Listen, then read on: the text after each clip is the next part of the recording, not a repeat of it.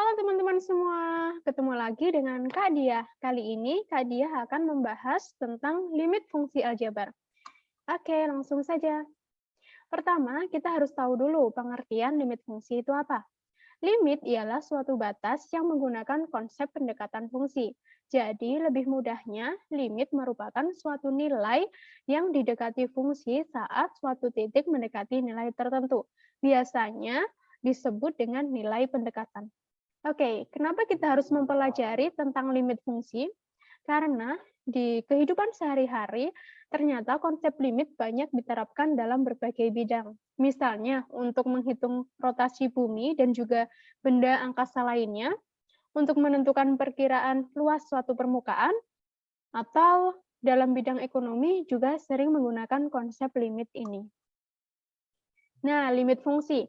Berdasarkan definisi limit, jika nilai limit kiri sama dengan nilai limit kanan, yaitu L, secara simbol dituliskan lim X mendekati A, kalau plus itu kita bacanya adalah limit kanan. Kalau ada tanda minus, kita bacanya limit kiri.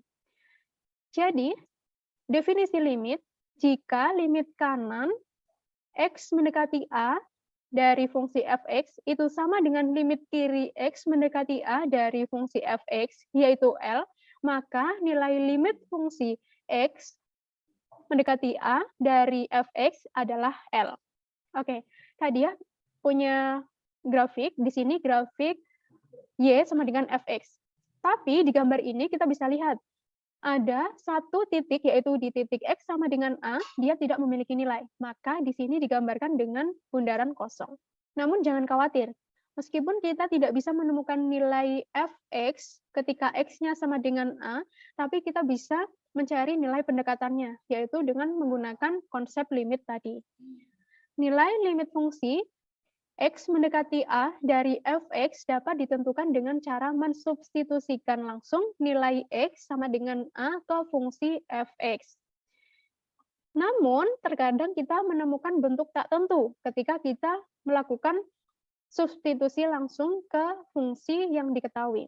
Ketika kita menemukan bentuk tak tentu seperti 0 per 0, tak hingga per tak hingga, 0 kali tak hingga, ataupun bentuk-bentuk tak tentu lainnya, kita perlu memanipulasinya dengan cara lain selain substitusi langsung.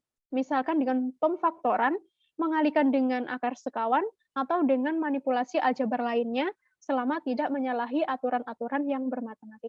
Oke, daripada tambah bingung, Kak Dia langsung kasih contoh saja ya.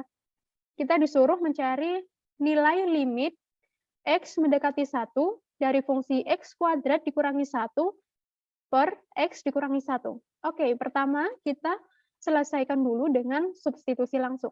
Ketika kita mensubstitusikan langsung, X sama dengan 1, yaitu kita masukkan ke dalam fungsi ini ya, F1, 1 kuadrat dikurangi 1 per 1 dikurangi 1.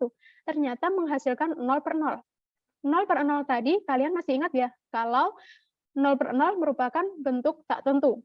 Maka dari itu, kita tidak bisa menggunakan metode substitusi langsung ini. Kita harus memanipulasi dengan metode-metode lainnya. Selanjutnya, Kak Dia akan mencoba menyelesaikan dengan metode pemfaktoran. Bentuk-bentuk pemfaktoran yang sering digunakan adalah seperti ini. Oke, langsung saja kita lanjutkan untuk penyelesaian soal kita yang tadi ya. Dari pembilangnya, di sini kita ketahui bahwa ini merupakan fungsi kuadrat. Maka dari itu kita bisa menyelesaikannya dengan cara yang pertama ini. Oke, kita langsung saja seperti ini. Yaitu A-nya kita ubah menjadi X, X ditambah B-nya adalah 1, 1 dikali dengan A, yaitu X, X dikurangi 1. Oke, per ini X dikurangi 1. Ternyata kita menemukan fungsi yang sama, yaitu di pembilang dan juga penyebut. Ini. Sehingga kita bisa langsung coret saja ya. Nah, sehingga kita punya sisa fungsi X ditambah 1. Dari sini, kita bisa langsung mensubstitusikan nilai X sama dengan 1 ini. Oke, kita masukkan X-nya 1, 1 plus 1. Oke, ketemu nilainya 2. Maka dari itu kita sudah mendapatkan hasil, yaitu nilai limit X mendekati 1 dari X kuadrat dikurangi 1 per X dikurangi 1 ialah 2. Nah, ketika digambarkan, maka gambarnya seperti ini. Ini merupakan grafik fx, yaitu x kuadrat dikurangi 1 per x dikurangi 1. Dia di x sama dengan 1, ternyata tidak memiliki nilai. Makanya kita disuruh mencari limit atau nilai pendekatannya. Oke, cukup sekian yang bisa Kak Dia sampaikan untuk sesi kali ini. Misalkan kalian ada pertanyaan, bisa langsung tulis di kolom komentar ya. Oke, sampai jumpa semuanya. Terima kasih.